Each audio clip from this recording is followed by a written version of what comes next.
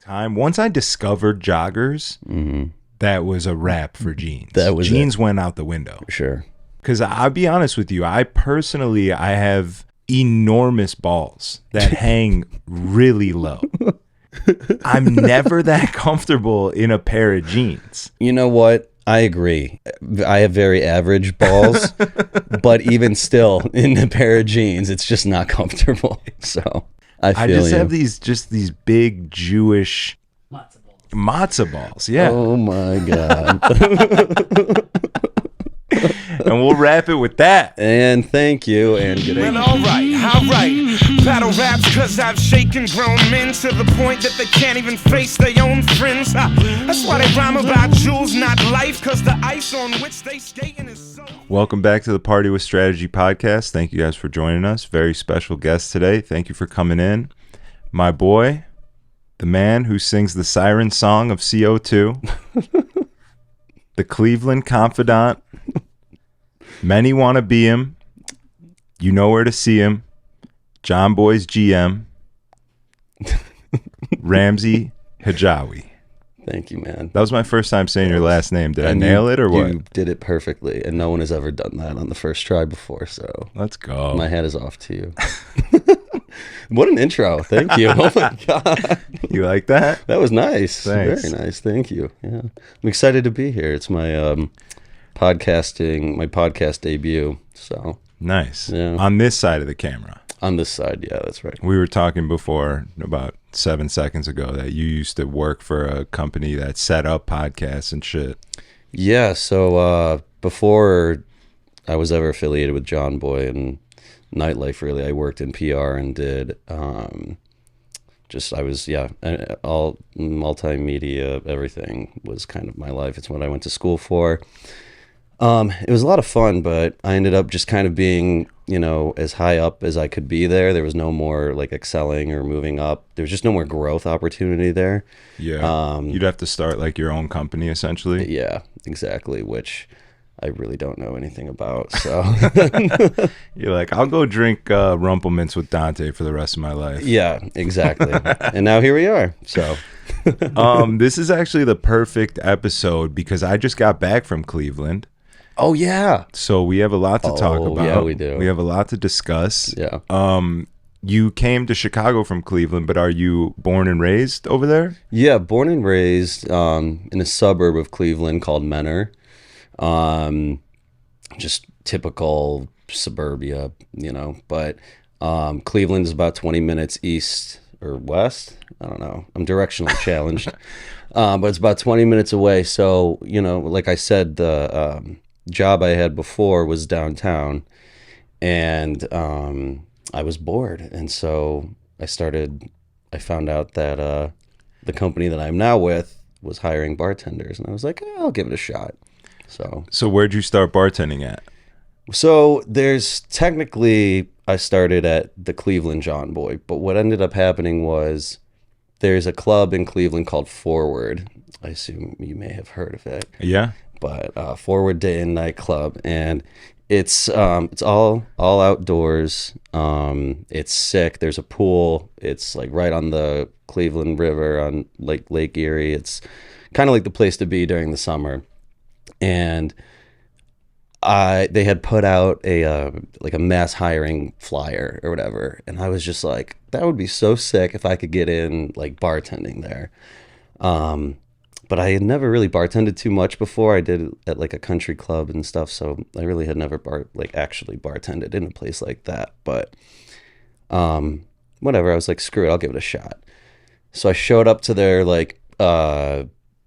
hiring event 30 minutes early. I bought a new outfit for the interview. I was so nervous because I feel like only cool hot people worked at Forward, so I was like, I gotta look good, I gotta be there early, blow them away. So first one there, interviewed, whatever, didn't hear anything for a few weeks, and then I ended up getting hired. So I got hired to work there. But then kind of after the trainings went on, before they opened for the season, I got a call and they said, we're actually opening up a 70s disco concept. So this was before John Boy had even opened their doors? Yeah, John Boy wasn't a thing yet. Okay. But they were in the process of building it. And I think what had happened was they probably just hired like too many bartenders or something, and so they were trying to disperse them throughout their, as you saw when you were there, you know, all their venues are kind of right in that little circle. Yeah, and the flats there, which is such a sick area. Isn't it awesome? It's amazing, bro. Like just the vibe over there with the bridges and the highway and the water and it's pretty sick. I was trying to convince Aaron to move there, honestly. Really? I mean, not really, but like I was, you know, I'm in there. I'm like, it should be a pretty sick place to live. Yeah. Did she come with you? Mm-hmm. Yeah. It's a lot of fun. Were you at John Boy all night or? For Saturday night, yeah. So I did Friday at Christmas Bar. Oh, nice. And then I did the brunch at Christmas Bar Saturday during the day. What'd you think? It was great. It was so much fun. Like I got to play. I mean, so brunch is my shit. Oh, really? DJing a brunch is so much more fun than DJing a nighttime gig because you get to play cooler music that's more, people are more accepting to different music because the sun is up. People get rowdy at brunch. They get rowdy and also just like Waka Flocka hits different when the sun is up. You know what I mean? Like, sorry, technical difficulties. We're back. Talking about brunch, I believe. We were talking about doing the brunch at Christmas Bar and just how, like, you know, brunch is, you get away with a little bit more R&B stuff. You can play cool remixes of hit songs that wouldn't necessarily go that well at nighttime when everyone's like just trying to super turn up, you know. It's fun for a DJ. So it was great. And I had a good time, and everybody, the hospitality was good. The food at High Five is fantastic. It's pretty good, yeah. Everything. I fell in love with Cleveland, honestly. It's fun, dude. It gets a bad rap. It's a lot of fun. Who gives it a bad rap?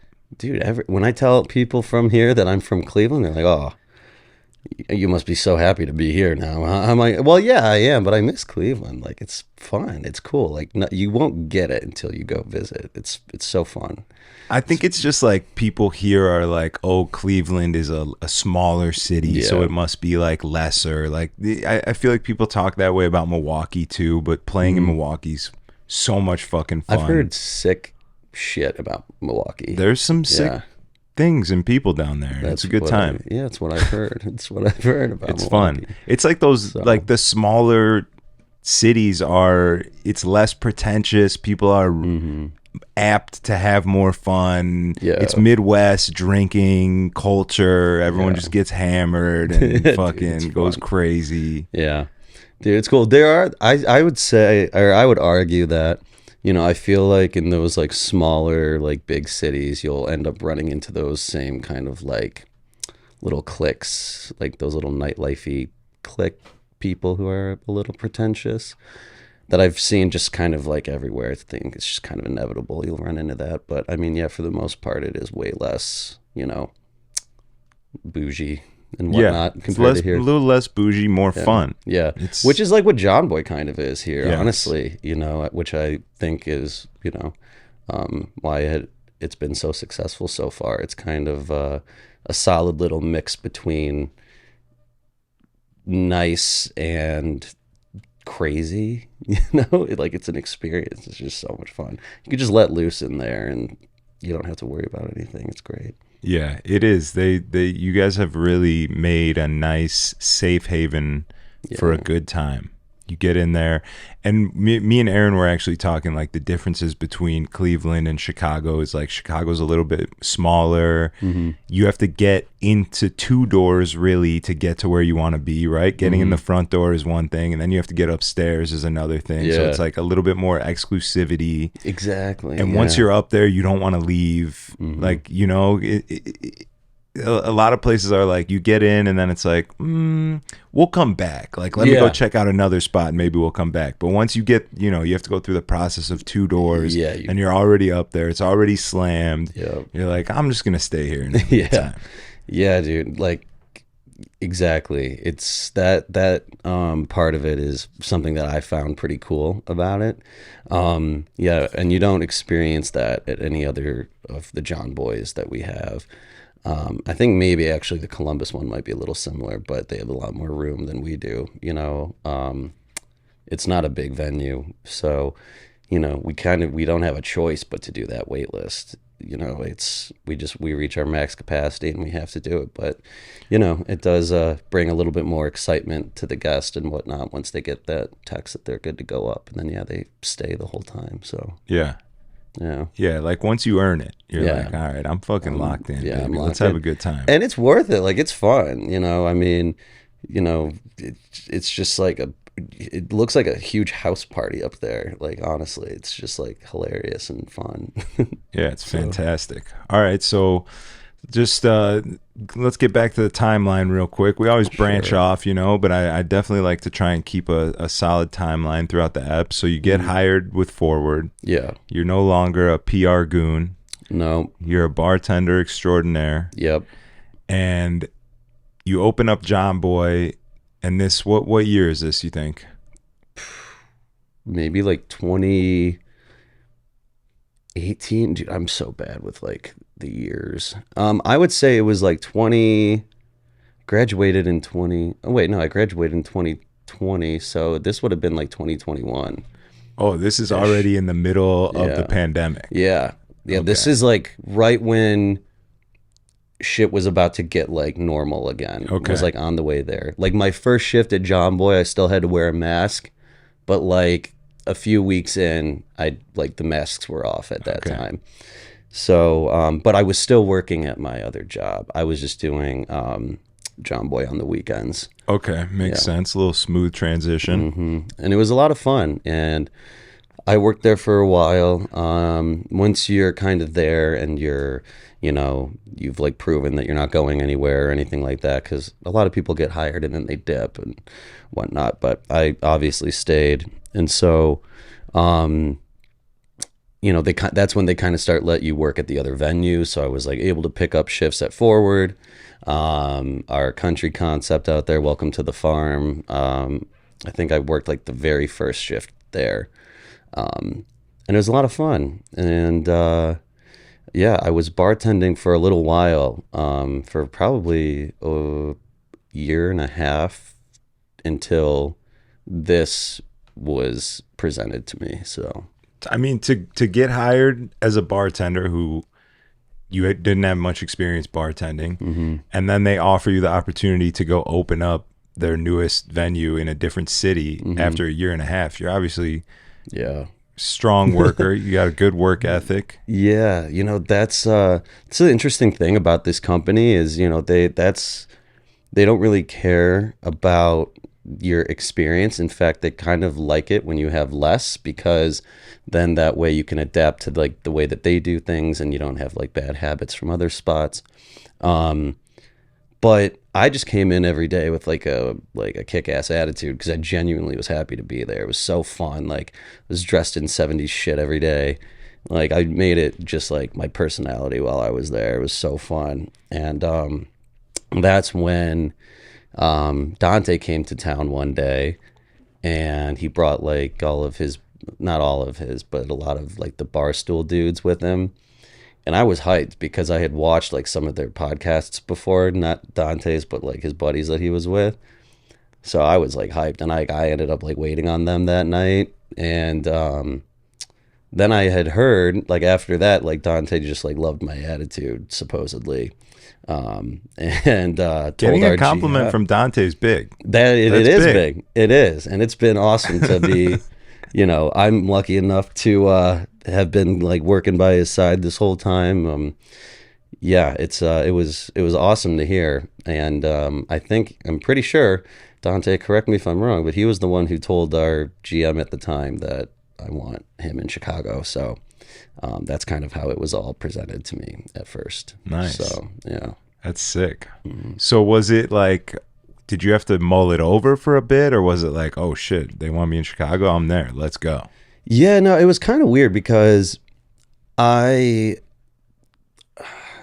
the GM at the time, my buddy, I'm good friends with him. He like approached me, and he was just kind of like, they're gonna be building a John Boy in Chicago.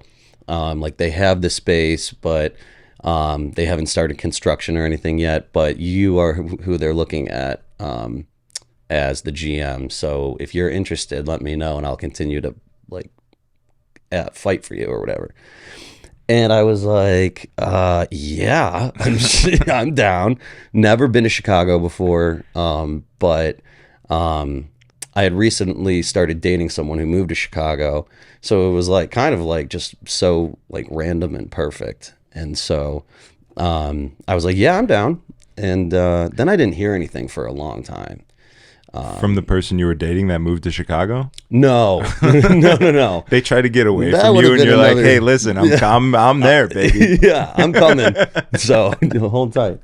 No, but what ended up happening was I didn't hear anything for a while, and then I honestly turned pretty annoying, probably to everybody, because I was just asking about it all the time. I'm like, you guys can't put this idea in my head and then Just a little go tease. ghost. Yeah, and so I was like emailing Dante all the time. Now, mind you, I had only met him like once, and I'm like, good evening, Mr. Deanna. I'm like, blah, blah, blah. Like, I look back on those emails now. I'm like, oh my God. You probably thought I was so annoying. But I was just excited and I really wanted to do it. And I hadn't heard anything for like ever.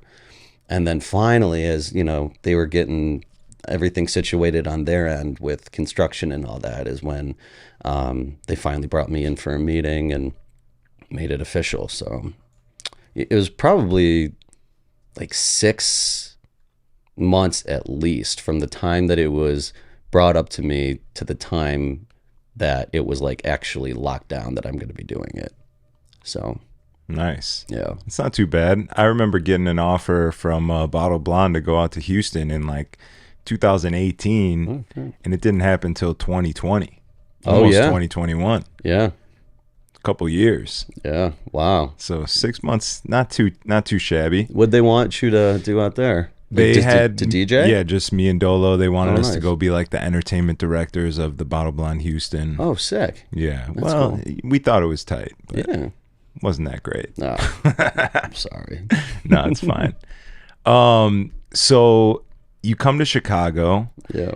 How was it a tough transition, do you think? Like how does Chicago nightlife compare to Cleveland nightlife? Were you accepted right away? Did you enjoy it? Was there a period where you were like, fuck, I might have made a mistake. I want to go back home. I miss my family. So Any of that? Kind of, not really. Basically, what happened was I got here, and when I got here, I was just kind of like tasked with things, but like shit that I was never taught to do or like anything like that. So I got here, and John Boy was still the venue that it was before, Yeah, what was it? Not the Delta. the Darling. The Darling. Yeah. And it was just like abandoned. It was like as if the Darling was like open one day and then shut down the next, and then they left everything. And that's what it was like when I got there. And it sat abandoned for like 2 years. So it was disgusting. Like it was nasty. Like I remember my major freak out moment. My first one was I was down in the kitchen, like in the basement. And it's a huge kitchen, like it's an industrial sized, ginormous kitchen. And like I said, it was as if they were in business one day and then not the next. So there was just like bins of like disgusting, moldy food and shit, God. like disgusting. Just grease It all was over just gross, everything. yeah. And one of the owners of the company had texted me and said, I need that kitchen dentist office clean by this time next week. And I had just gotten to Chicago. I don't know anybody. I'm like, all right. Okay. I guess I'm just going to start cleaning. You weren't like, can I hire some migrants or something? Well, that's what I ended up doing. Okay, good. But I didn't say that at first. I was like, what the fuck am I going to do? And at that time, the construction team had finally kind of started coming in and like doing some stuff around. And I was like, just like explaining it to one of the guys. And he was like, I think I have a guy that can help you out. I was like, bet. And so he introduced me to this couple that I still use to this day. They are our cleaning crew every night now. Hell yeah. But it's just a couple, and they don't really speak any English, so I just communicate with like their daughter. But yeah, I got in touch with the daughter. They came in, they took a look around. They're like, yeah, we'll do it. And I paid them out of my pocket just so I could get it done. Because I just wanted to like show that I could get shit done. So Yeah. Did you take responsibility for it too? If I'm paying out of my pocket, I would have been like, yo, look what I did. that's what I did. Check this out. Yeah. I fully was like, kitchen's done. So, yeah, that was kind of like my very first oh shit moment. But again, you know, I got here and I didn't know anybody. So I was just so stressed. I'm like, how am I supposed to get this place that is just gutted to an open, like ready to roll, you know, restaurant, bar, nightclub? Like, how am I about to do this? Luckily, Dante, you know, being Dante, knows literally every person in Chicago. So he was able to just like, he would throw me contacts and be like, this will be your contact for this. Like, this will be your contact for that. And then through those contacts, once I would meet them, they would give me more contacts. And so that's kind of like how I started networking right away, was just, you know, each person I would meet would give me a contact to the next person I needed to meet. And it was very much a lot of that to get started. That's sick. So I would have never imagined that they brought you here from Cleveland to a place that is not even set up at all like what it's gonna be. Like, I would never imagine they brought you here and it was still the Darling, you know? Yeah, I'm thinking they probably brought you here 2 weeks before they're ready to open, train people, like this and that. No. But you were fucking, you're like, you had the hard hat on. And shit. Definitely. I was here every day during construction. That any day the construction team was there, I was there. You know, just, oh man, what all did I, there was so much shit. I'd have to like look back and like to remember everything, but you know, from the hiring and, you know, helping pick out just shit and where shit should go. Like, I had to tell the construction guys like where, you know, each well behind the bar should go, and all of that. Now, I didn't know what I was getting into. Like, when I said yes to this, I didn't know that some of that was going to end up being decisions that I would have to make. But it's cool now. I like look back on it and like I look around and I like look at John Boy and I'm like, it's so cool that like I have been here literally this entire time, and it's like kind of like my baby at this point. Yeah, that's really tight. So that's, I mean, I got to imagine that has some part to play in the success of your abilities, and just the place itself is like you're watching over it and taking care of it like it's your baby. You fucking helped create this whole thing. Yeah, dude, exactly. That's why I get so pissed at these like drunk idiots that like ruin shit all the time in there. It's unbelievable. Like, y'all get messy when you're drunk, I swear. Like, dude, I'll find like people like will come in and like graffiti the wallpaper. And that just completely is like such like a slap in my face. Like, I mean, obviously, like no one knows that, you know, I take it personally, but it's just like, it's my baby, and now I have to redo all that and get all that redone. You know, it's a lot. Yeah. You know, we used to do in the bathrooms, we used to have those like buttons and says like, whatever you do, don't push this button, and then you push it and it turns into like a crazy like disco in there. Yeah, I was gonna ask about that. And then the drunk people, they like tear the buttons off of the wall and steal the buttons, and I'm just like, this is why we can't have nice things. I was like, I'm trying to do fun shit here, but y'all keep fucking it up. So. Yeah. Was that your idea? The button thing, yeah. It was. I really wanted to do that. We have this like our lights guy. He is just a wizard. You can tell him anything you want to do and he will bring it to life. So I told him I wanted to do that because I had seen it before, like on TikTok and stuff. And I was like, we're in a perfect place to do shit like that. So he came to Chicago and Jimmy rigged one up, and it was sick and it worked for a while. But you know, like I said, I had to buy so many replacement buttons to put on the wall because people would just literally like take them off. Like just I don't even know how, because they were really like cemented on there. So I don't know how they got it off. That's crazy. But yeah, so And there's a bathroom attendant in there too, and which is to do that in front of like an employee essentially is. And like, why is the bathroom attendant not doing anything? I just too. thought about that. That too. So yeah, dude. But that's why like I have like zero tolerance like when I'm there and I see people doing stupid shit like that. I'm like, you're out. I was like you're here to have a fun time. Don't ruin the place. Like it's a cool place. Like we're trying to make it as fun and cool for people as possible. So like don't fuck it up. Like especially like I'll hand people like how we do the free food at midnight or whatever. Like I'll be up at the DJ booth and I'll just see like a burger go like flying across the room, and I'm just like, oh my God. I was like, I just like shake my head and like laugh at that point, because I'm just like, I mean, whatever. People are gonna do what they're gonna do. So reckless. It's funny. It's kind of but it's like, come on, like have some decorum, please. So yeah, it gets a little crazy in there. I enjoy it. It's fun, dude. I kind of want to, next time you're handing out food, I'm going to keep an extra eye out and see if there's any flying ingredients. Dude, I kind of want to put like a little like camera on the DJ booth that's just like constantly filming the like a dash audience cam in an Uber. Yeah. So that I can like at the end of the night, like we can like zoom in and like find like funny shit that's going on and like use it on social. I'm actually going to look into that. Yeah, that'd be pretty easy to do. Catch all the flying food. You need a camera guy. You got Diamond Cut right here. Dude, that'd be great if you're looking for some extra work. Newest contact. I had a good question. I just forgot it. It just escaped my mind. Tell me about opening, because I wasn't here when you guys opened. I came back in October 2023.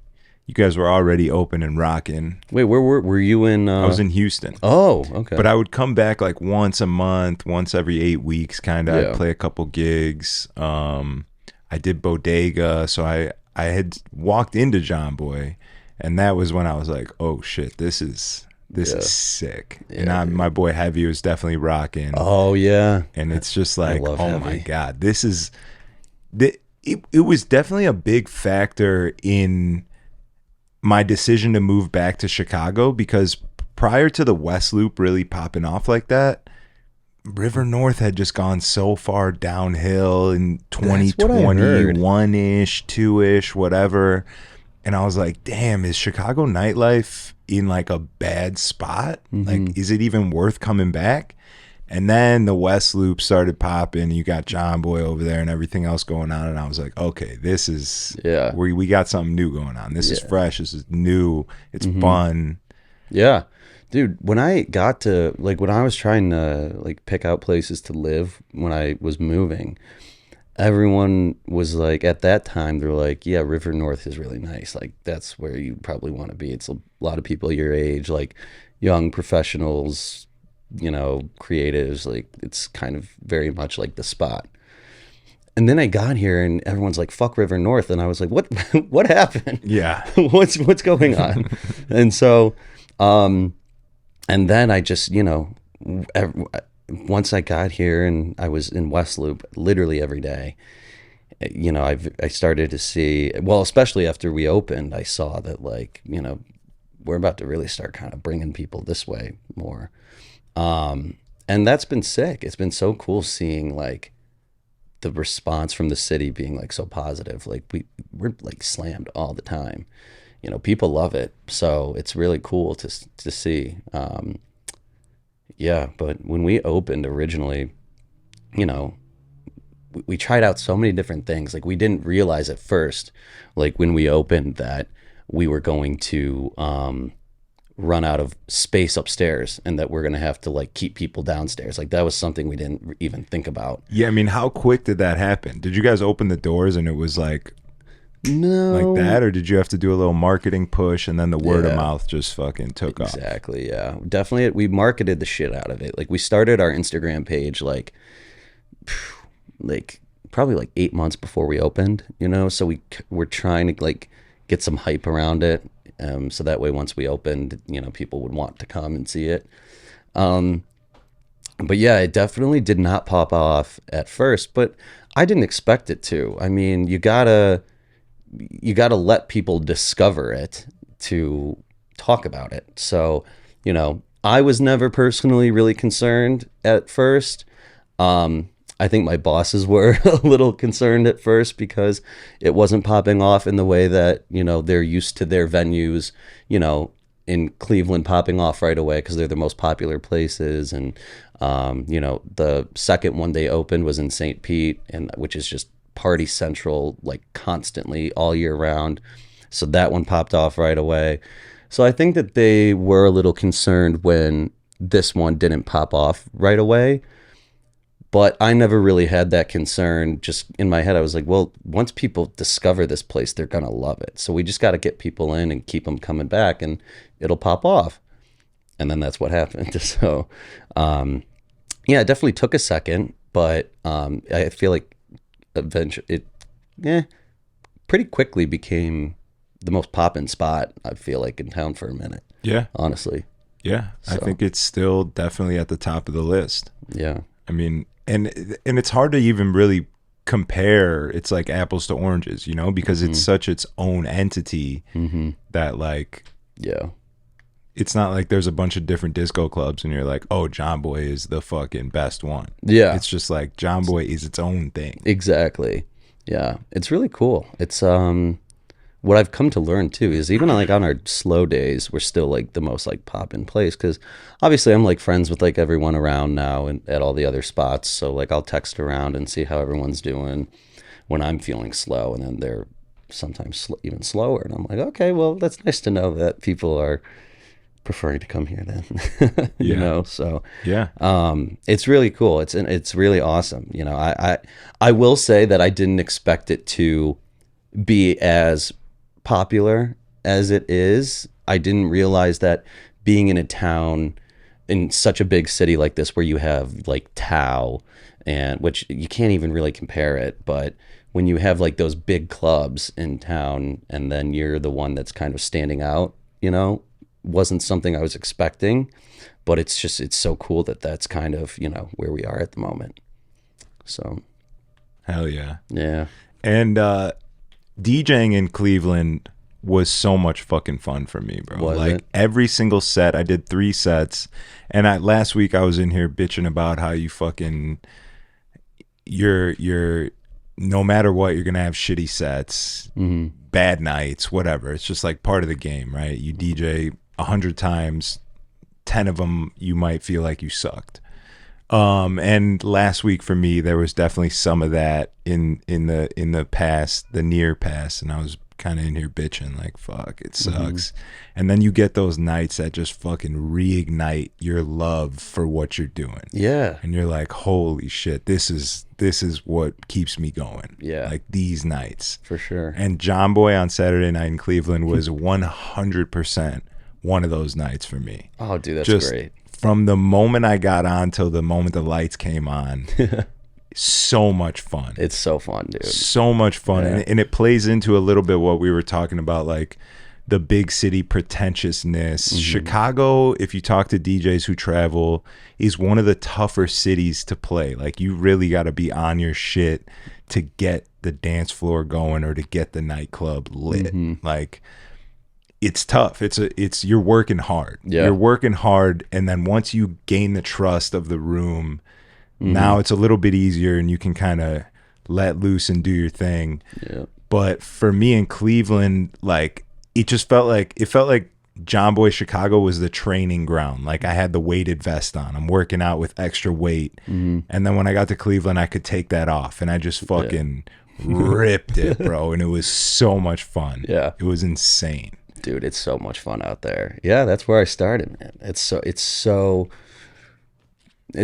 so fun. Like you said. And like I feel like when you're at John Boy, any John Boy, people are just dancing like the whole time. Like people are like so tell me if I'm wrong. Do you feel like you don't have to, like, for lack of a better word or like question, I guess, like try as hard at John Boy to get the crowd hyped as compared to other places? Or do you feel like it's easier, kind of? Just John Boy in general. Yeah. Any John Boy, just the music format and the disco atmosphere and everything. Yeah, it's definitely more of a party vibe, more of like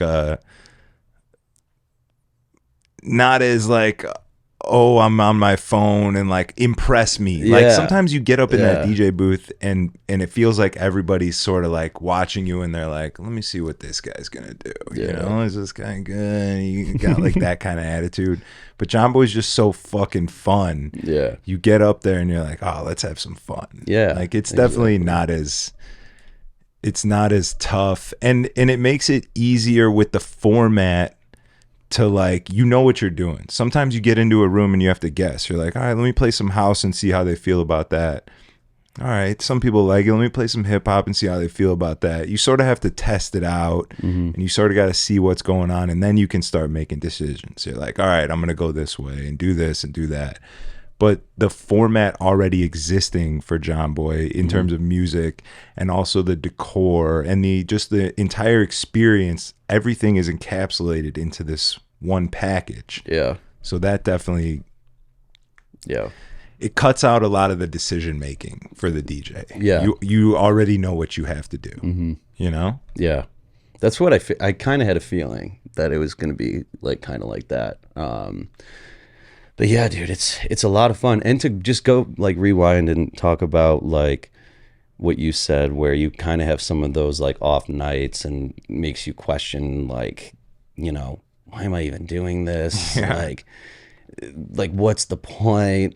And then you have one of those like sick nights, like sick shifts. Like, you know, for me, when I have just a bomb shift, like the staff was on point.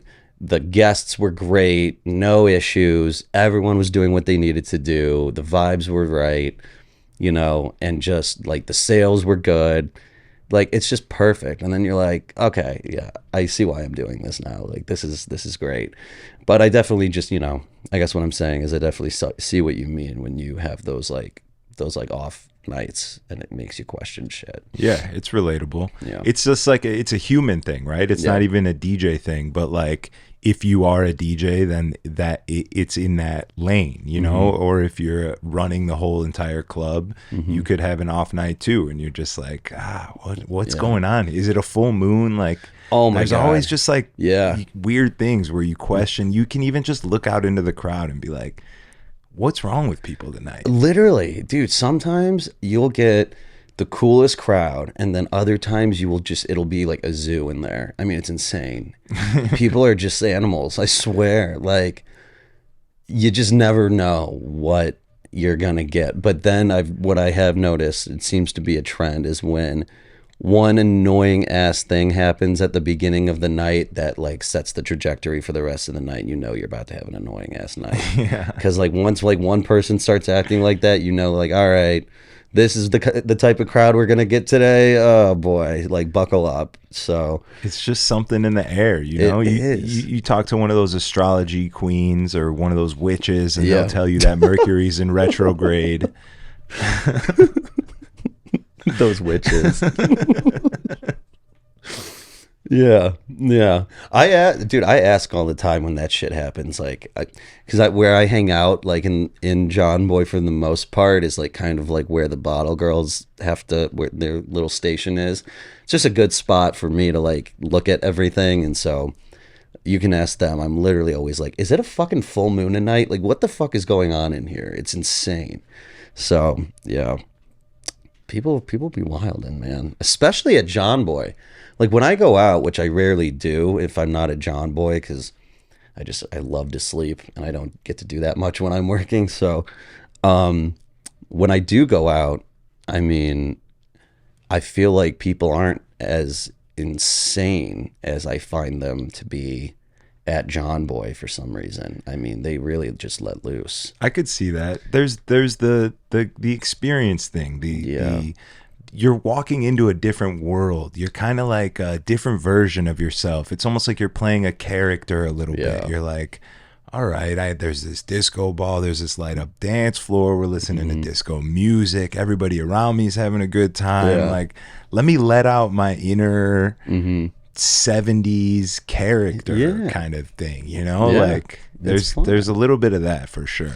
Definitely. And yeah, they just get a little carried away. Because the disco ball is ginormous and it's right there. How many disco balls are inside of John Boy? Well, I know the answer, but I don't know if I should give it away. That's one of our questions that we ask for our TikTok page, which go check it out if you haven't. No, I believe there's 6.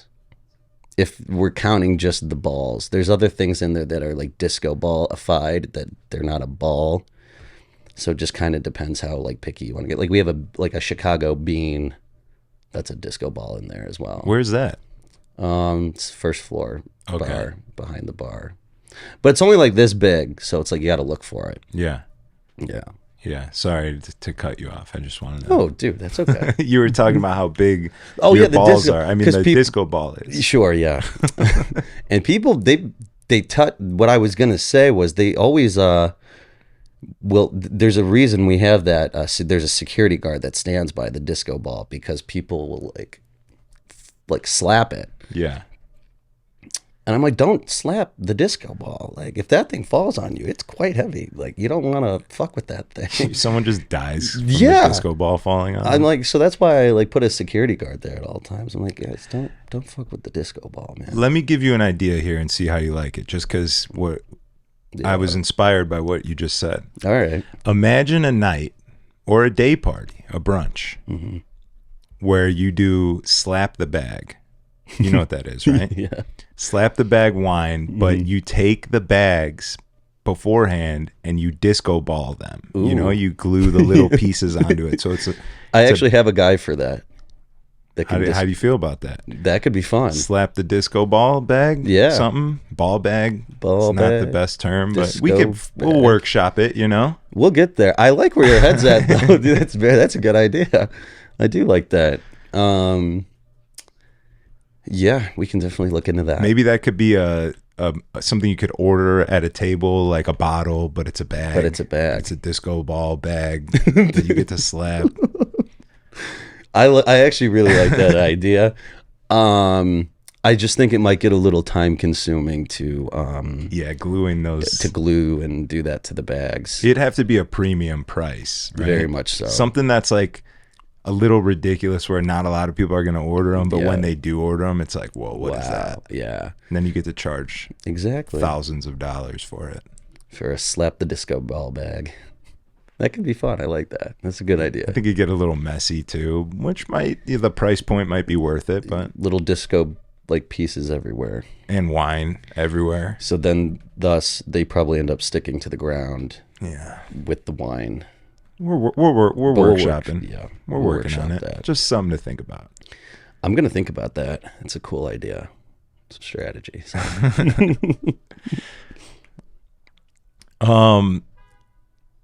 Tell me about coming to Chicago for the first time. Because one of the things I love the most in the entire world is bringing somebody here who's never been here and showing them things and being like, this is my city. This is the city that I grew up in. This is the city that raised me. Look at how cool this architecture is. Look at this fucking river that goes through the middle of downtown. Like, yeah, it's dope.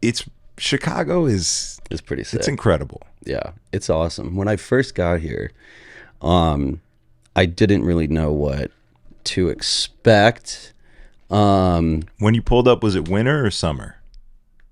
Well, like I had been here before because I was dating somebody, so I was like coming to see them all the time, which I still am, so it just worked out. But I was coming all the time to visit, so I'm trying to remember. I remember I was like intimidated when I first drove up because like when you're like approaching the city and you see like the Sears Tower and everything, you're just like, holy fuck. I love that you call it the Sears Tower. Who taught you that? Yes, of course. I've only known it as... I've been told to never call it the Willis Tower. Okay. I mean, is that, what are you, you're from here. I'm from here, and for a really long time, I took the standpoint of like, it's the Sears Tower, and I will never refer to it as the Willis Tower. But then, there's like 21-year-old kids out at these clubs that you're talking to, or just whatever, in regular life, and you say the Sears Tower, and they're like, what? Oh, Like, really? they don't even know what it is. Oh. You know, in 10, 15 more years, nobody here is going to know what the Sears Tower is. You know, That's just true. over time, it's just known as the Willis Tower for so long that you look like an idiot for saying Sears Tower. Yeah. You know, so I've adapted. Okay, so you, as a native Chicagoan, I've given in, you know. Okay. I was trying to hold strong, but you know, it's not worth it anymore. Like, if I'm trying to get a point across, I don't want to have to stop and explain, like, hey, it used to be the Sears Tower. Right. Yeah. And then you just look old, and I got grays in my beard. It's a bad look for me. All right. Well, then, you know, when I was driving up and I saw the Willis Tower. No, I like that you call it the Sears Tower. You're not even from here. You call it the Sears Tower. It gives me hope. I might go back. Yeah. Maybe you should go back. I mean, I'm set gonna an go back. example. Yeah. But, you know, I was just intimidated, honestly, when I pulled up, because I was just like, new city. I am new to it, so I didn't know what to expect. But I thought it was sick. Like, the neighborhoods are, like, downtown are so, like, cool. And, like, a lot of them are so, like, different from one another. And it's like, the way that, like, Cleveland is a small, big city, I almost feel like the same-ish about Chicago, kind of. Like, maybe it's just because now I kind of, like, know where everything is, kind of. But, yeah, I don't know. It's I was, like, blown away by it. It was just so different and new to me, and just, it's a beautiful city. Like, so, yeah. Very exciting news. Brand new sponsor for the show. Shouts to Long Drink. They see the vision. If you guys like what's going on here, you got to go buy some Long Drink. Thank you for watching. We'll be right back. Check this out. All right, party people, you know how it is. Late nights, great music, and that perfect vibe. And what's a better way to elevate the night than with a refreshing drink in your hand? I'm talking about the Finnish Long Drink. If you haven't heard of it yet, the Long Drink is not just any drink. It's a legendary Finnish favorite that's been around since the 1952 Summer Games. It's a deliciously refreshing blend of premium liquor, natural grapefruit flavor, and just the right amount of carbonation.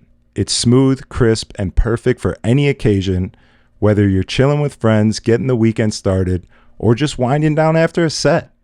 And the best part? It's super convenient. No need to be a mixologist. Just crack the can and you've got a perfectly mixed, ready to drink cocktail. Whether you're into the classic, zero, or strong, there's a Long Drink for everyone. So next time you're tuning into the show or spinning your own beats, grab a Long Drink and take your night to the next level, because good vibes deserve great drinks. Cheers to the perfect mix. Music and Long Drink. Let's go, champ. Let's get back to the show. Thank you guys for watching. Shouts to Long Drink. Make sure you go grab one. Peace. Dude, I've been asking, whenever I ask Dante to teach me to DJ, he just, like, leaves me on red. So He's too busy for that. He's running very- the Hobby Lobby. He's Yeah. reading books. He's cooking pasta. he's the new CEO of Hobby Lobby. Yeah. He is, it is insane. Like, he'll only answer me back 13% of the time. Yeah. And I'm not even mad at it because I see everything that he's doing, you know? Yeah. And he still has, like, not only is he doing all those things, but he, like, then presents it to everybody, and Yeah. he's tweeting He about he it, lets and them he's know for blogging, and he's reading, and he's traveling, and he's doing pods, and he's running spots, and, like, I get it. Yeah. I'm fortunate enough to where he'll pretty much, he usually will, he's pretty good about responding to me usually. Yeah, I because would if I hope don't so.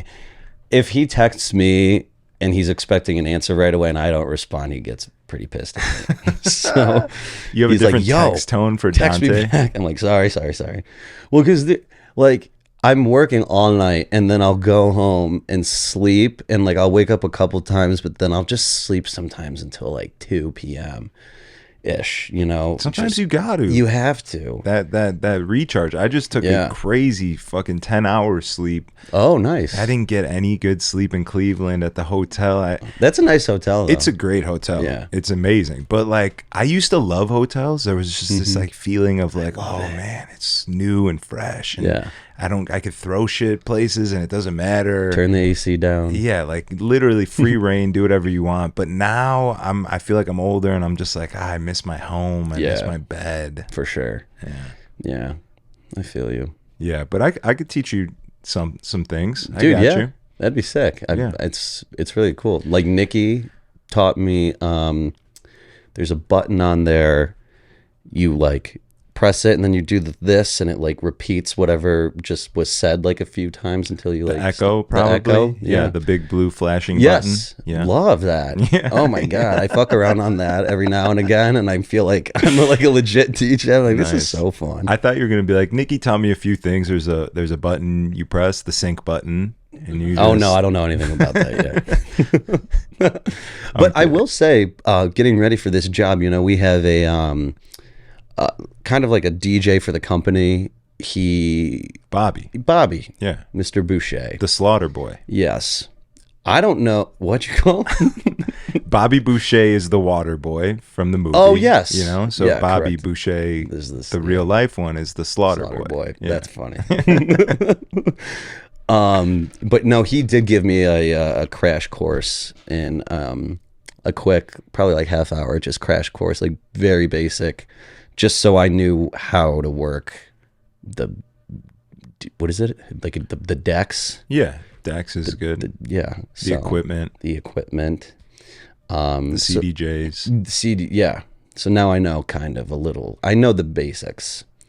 But when it comes to like I don't know what like doing this and like making them spin does or anything. That's you don't even have to worry about that, you know. It just like looks so satisfying and fun and shit. Yeah, it is. That is the most fun part about DJing, when you're so in depth with it that you can really literally control the music with your hands. Yeah, it sick. becomes like an extension of your own body. You are the music. Yes. If you eat enough mushrooms and DJ, oh my god, you can get real crazy with it. I bet. That sounds like a lot of fun, actually. Perhaps we should take some and then you can teach me. Okay, I got you. One more Chicago question that I had before I had to pee and interrupt everything. Oh, good. Is there like a spot in the city that you love to go to, just to, you know, when you're not feeling great, or when you're looking for inspiration, or like when you need just a little recharge? Like, I love walking the river walk. That really does it for me. I love really just walking around downtown is kind of my shit. I love walking, and I love just being in the center of all these buildings. I just feel like it's giving you a big hug, you know, like you're walking down the street and you're just surrounded by these crazy tall, huge, architecturally beautiful structures. Yep. And you're just in the middle of it, and it gives me a little bit of life. It cures my seasonal depression a bit. Yeah. I wouldn't say yet that there's a place that really does that for me, but what I have found that does that is I bought an e-bike, and since I'm only really familiar with West Loop and River North, I have since started to just take my e-bike since obviously the weather is shitty now, but in the summertime, I was just like going out and exploring on my e-bike, and that was so much fun. And I just like was like seeing shit that I had never seen before, you know, places I didn't even know existed. So like exploring the city and just like discovering more and more of it, I think is so cool. And I think I still have so much more to do. You know, I just feel like, again, all I really know is River North and fucking West Loop, because I live in River North and then work in West Loop. So, yeah, I guess just kind of exploring new places kind of really is what does it for me. Yeah, that's fun. So you got to take that e-bike. Like, you live in West Loop or River North? River North. You do. So you did follow directions that people told you when you first got here to live in River North. And then I got here and they're like, why would you do that? You got to take it. I would say, like, get on your bike and take LaSalle north, as far north as possible. Like, into the Gold Coast, past Division there, Gold Coast into is Old sick. Town, past Yeah. Old Town. LaSalle will turn into, like, you could go right and get on Lakeshore Drive / like the beach, North Avenue Beach right there, or you could hit a little left and get on Lincoln, and like you could take Lincoln all the way down to the north. You know, Lincoln Square is cool. Like, there's so much cool neighborhoods up north and shit. That'd be tight. That'd be tight. I live on LaSalle, so that's like kind of my home base. So have kind of definitely gone like down to like Gold Coast, Old Town. Old Town's pretty sick too. A lot of the John Boy staff, after we close, likes to go to the Old Town Ale House. Is that 4 a.m.? Yeah. Is it? 4 or 5, I think. Yeah, 5 on Saturday. Maybe 5, yeah. But yeah, so if you're ever trying to catch the John Boy staff outside of John Boy, they'll probably be there until 5 in the morning. That's weird. It's so far from John Boy. Why is that the spot? I think it's probably because, well, one, it's just dark and like chill. They have a jukebox, and like that's what plays the music in there, and it's all old songs and music, and it's just chill and relaxing, and like, whereas we just had the most chaotic night. Yeah. So it's just a good place to go wind down. But and it's like cash only, good vibe. It's kind of fun. I don't know. I really don't know. That's just what I would assume why they go there. But Yeah. Or like someone's dating one of the bartenders over there or something. That's usually how it works. So like, we'll go over there, see him or her or whatever. yeah, dude, but it's cool. Like the bartenders are cool there. I don't ever go. I maybe have gone a handful of times, but I go to bed after John Boy. Dude, some of my staff, like, you guys know who you are, like crackheads, they will be up literally until 10 in the morning. And I'm just like, what do you do? Like, go to bed. Like, we work again, like the next night. I was like, you're going to be dead. And then they come in and like do it all again. And like, I'm just like, I don't know how you guys are doing this, but hat is off to you. So, yeah. Yeah. To be young and new to the industry, you know? Yeah. It's some of the best times ever. It is fun. Like when you're fresh and new and like, I'll never forget when I started bartending. I was like a doorman at Butch McGuire's, and then I started serving, then I started bartending. Really? At Butch McGuire's? Yeah. I still have yet to go, but it looks sick. It's like, I really so want to dope. check You it have out. to, and now's the time, you know, Yeah. Christmas time with all Right. the crazy lights and the trains and shit. But yeah, I mean, I like nights would end, and then you're cleaning up the bar and you're sweeping up and wiping tables, and you're just talking shit with the rest of the staff about all the dumb people you encountered the night and problems or good tips or like whatever, and you're just like, it's your little family at the end of the night, and you get to wind down and the music's off and you just get to chill and come down, and then you're like, I mean, I would always be like, I fucking love this place. Yeah. Like, I'm never leaving. Yeah. You know? Yeah. No, completely get it. Yeah, dude. It is fun, and it's hard to once you're like having one of those nights and you're out and you're doing that whole afters thing, it is definitely hard to go home and then attempt to go to bed and then have to wake up and do it all again. So Yep. yeah. Let me ask you this. Has anyone ever told you that you look and sound like the Slut Whisperer? Who? Do you know who that is? No. Kirill. His name's Kirill. Wait, but can I look him up? Yeah. So he's like a internet figure, right? Now he owns and runs AssolesLiveForever.com, that clothing company. I'm sure you've seen all sorts of clothes from them. But Cool. his original thing was being a photographer in the club. It was Kirill was here, and he would pour champagne on girls' faces and take a picture of it, and it looked like they just got jizzed on by champagne. Oh my gosh. And then that whole thing turned into the Slut Whisperer was his Instagram handle, and he would just go around the country, the world, hosting parties and like getting girls naked and pouring champagne on them. Oh Basically, my god. What the hell? But you look, especially with this the a con- mustache, you Oh, look God. very similar to him. He's gotten a little chubby over the years. His cheeks are a little chubbier. So you Dude, look like my a cheeks thin, are getting chubby right now. You I look like gotta a show- thin version of the Slut Whisperer, you. and you guys have the same voice too, which Really? is crazy. Oh my God. I'm definitely gonna look up some of these when I get in the car. This guy looks nuts. Yeah, I'm seeing the champagne photos. Yeah. Wow. Yeah, I didn't know if anyone had ever told you that before. That's a first. But for he's sure. he's like old school. Not a lot of people I feel like I talk to now even know who he was. But when me and my boys were younger, like when I lived with my boys and it was just like a frat house, Yeah. we'd all be on the couch just watching his videos. Like, holy shit, watching his Snapchat before Snapchat like Popped off. took nudity away. You Yeah. know, like it was a good time. Wow. Well, thanks. Yeah. Thanks, man. You're welcome. Oh, that's rich. What is there any big plans coming for either John Boy or the farm or any other forward hospitality group ventures that you know or can speak of that are coming up? Anything? Are they doing anything, planning anything new for Chicago? Is John Boy got anything new coming for 2025? Is there? Not honestly, like to my knowledge, I don't know of any upcoming Chicago projects that they have.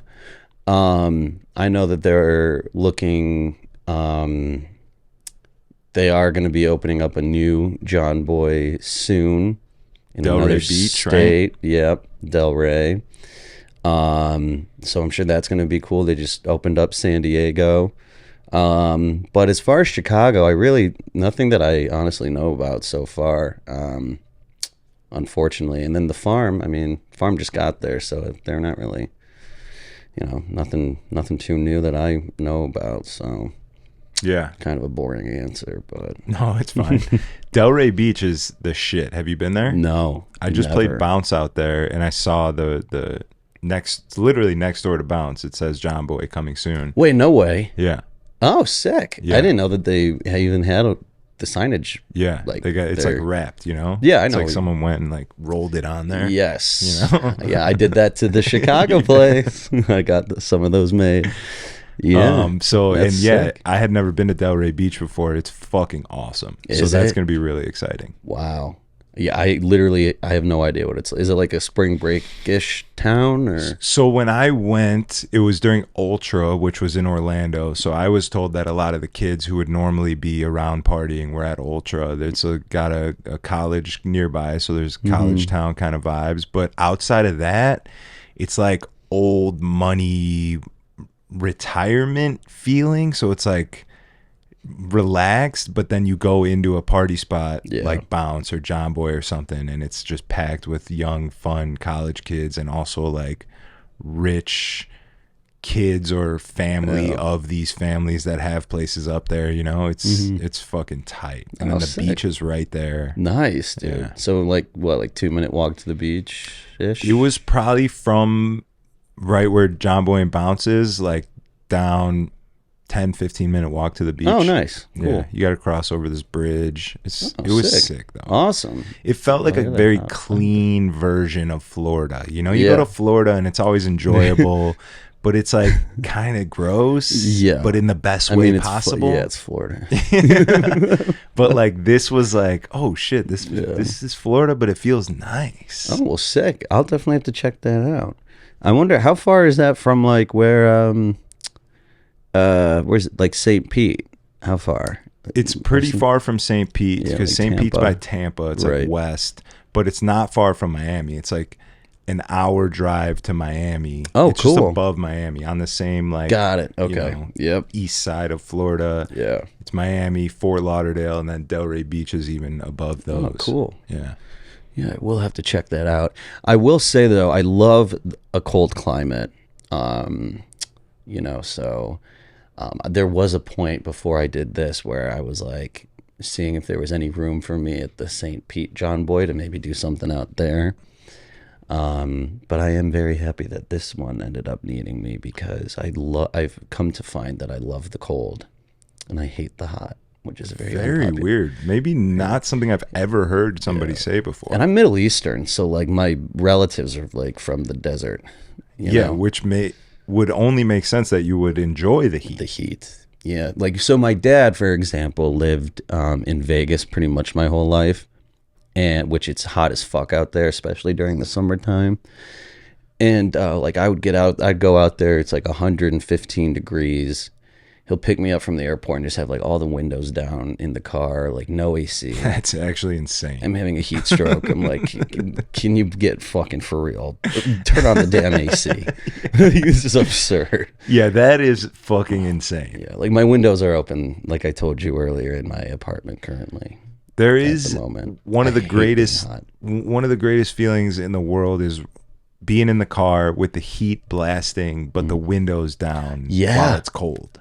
I completely agree. Yeah. Like I'll turn on the heat in my apartment, but I'll have the windows open. Yeah. And it drives people insane that I do that. But I'm like, this is nice for me because it's not too hot. Then I get a little bit of the cold, a little bit of the heat. Yeah, dude. So I'm kind of a psychopath when it comes to that. Yeah, I could see that. That's well, we're glad you're here. We're glad that you're enjoying the winter more than probably everybody here. Yeah, dude. Well, I even got a little in trouble from one of the owners of the company was in town one day, and I had the AC just absolutely blasting in John Boy, like AC blasting, fans on. Because for the longest time we did not have a working AC, and we opened in July, so it was hot as fuck in there. Like, and it was just disgusting. Like, it's musty, and then the free food goes out, which half of it ends up on the floor. It smells like you're in like I don't even know, like somebody's mouth who's like eating a hamburger. It's disgusting. And so the AC, it would just be gross. And then we finally got a new AC system. And ever since, I have been blasting it, keeping it nice and cool up there, because I mean it was ungodly hot up there when we first opened. And so one of our owners was in town one day, and he was like, turn the AC off. And I was like, all right, sorry. So turned it off, kept it really warm. And now I know to not freeze everybody out in there when he's in town. Yeah, correct. Yeah. Yeah, exactly. Don't worry, I'm still keeping it as I should. But yeah, it's that was a time. I remember he was not happy. He took me to one of the customers' tables and like asked them, they're like, "Are you cold?" They're like, "Yep." And he goes, "See, turn off the AC." I was like, "All right, sorry." But yeah, I just like the cold. I feel you. Yeah. I'm not mad at you. The cold, I wouldn't say I like it, but I'm not upset with it. Some people get upset with it. It ruins their mood. They're like, "Oh, it's fucking cold outside and I hate it." But like, to be honest, you're from the Midwest. You get it. The cold shapes you as a human. Mm-hmm. It gives you something that somebody who grew up in California will never have. Yeah, no. They won't have cold, but they won't have what comes from accepting the cold and doing things in the cold and like shoveling snow, and driving through snow and just being cold and like living with it and it raising you. Yeah, we were born in the cold. You know what I'm saying? Yeah, I was born in a snowstorm, dude. Maybe this is why I like it the way that I do. That's true. When's your birthday? November 4th. Okay. Yeah. Happy late birthday. Thank you. Appreciate it. What was the best gift you got this year?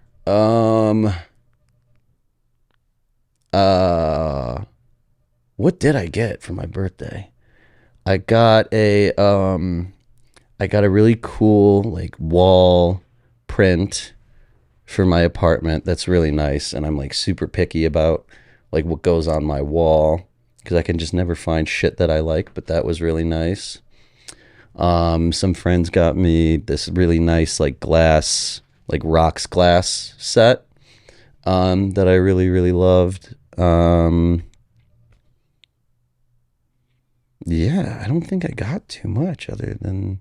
Oh, and I got a pair of sweatpants that I really, really liked as well. Sweatpants is a strong gift. I love sweatpants. One day I want to have my own like sweatpant and like moccasin company. Okay. One day, because those are my favorite things to wear. Okay.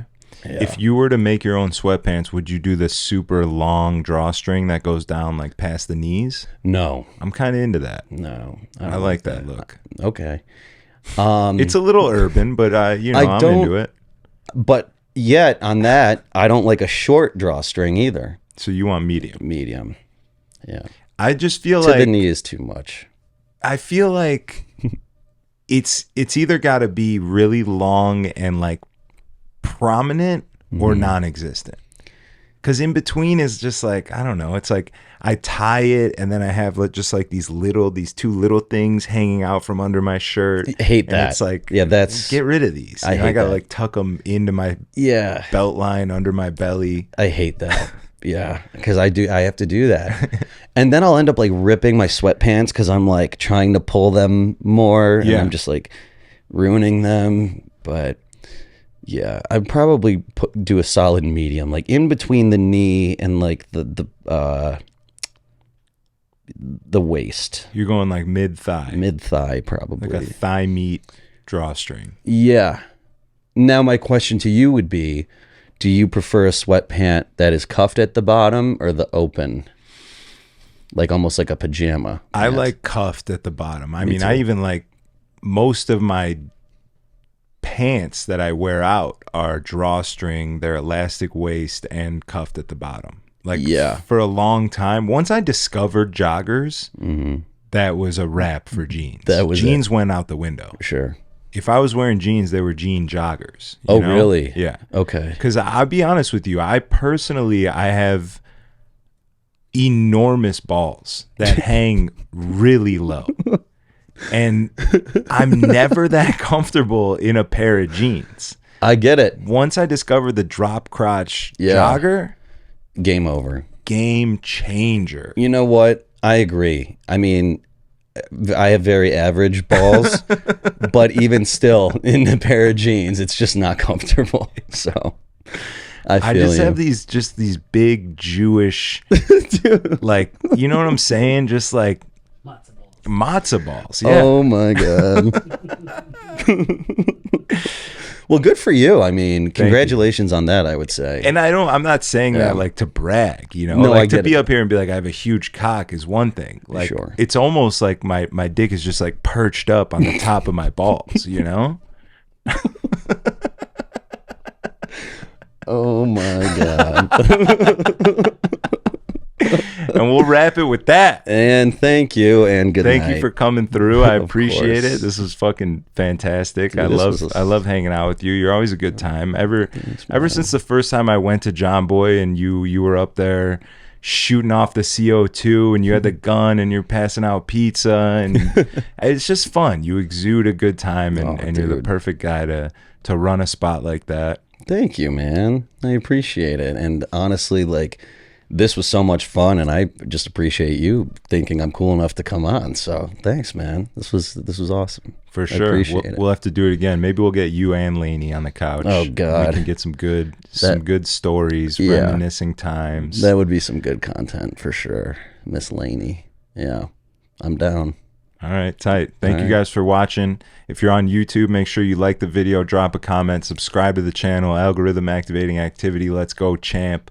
Patreon.com/partywithstrategy will get you one extra episode every single month. It's only $5. I'm sorry, one extra episode every single week. It's only $5 a month. Oh, shit. That's $1.25. It's a good deal for an episode. Yeah, that is 1/10 the price of a cup of Starbucks coffee. That's not even that good. No. You know what I'm saying? Yeah, no. Starbucks is like water. Fuck Starbucks. Don't get me started on Starbucks. Yeah. So, I mean, we could do another podcast just on coffee. Are you a coffee guy? Oh yeah. Well, you didn't even come in here with a cup. I left it in my car. Okay, all right. That's but nice. It makes me shit. So like, I didn't want to have to poo. True. It would have been weird if you Halfway came through. here and shit in my bathroom and then just left. Before, yeah. Yeah. And yeah. So, anywho, but we'll leave it with No, that. but yeah, when it's cold out and you leave your coffee in the car and then you get in there and it's just fucking freezing. A nice iced coffee with no ice, Yeah. diluting it. It's the best. Yeah, it's nice. Thank you guys for watching. Thank you again for coming. Of course, I'll man. see you. I think I'm at John Boy on Friday or next Saturday or something. Dude, you're Is it this week. Saturday? This week for sure. Okay. I think, All right. Yeah. Let's party. Let's party. Thank you guys for watching. Peace. Well, alright. Battle raps cause I've shaken grown men to the point that they can't even face their own friends. That's why they rhyme about jewels, not life, cause the ice on which they skating is so thin. That's what I love about the human soul. It'll usually show when the truth ain't told. Use a lie.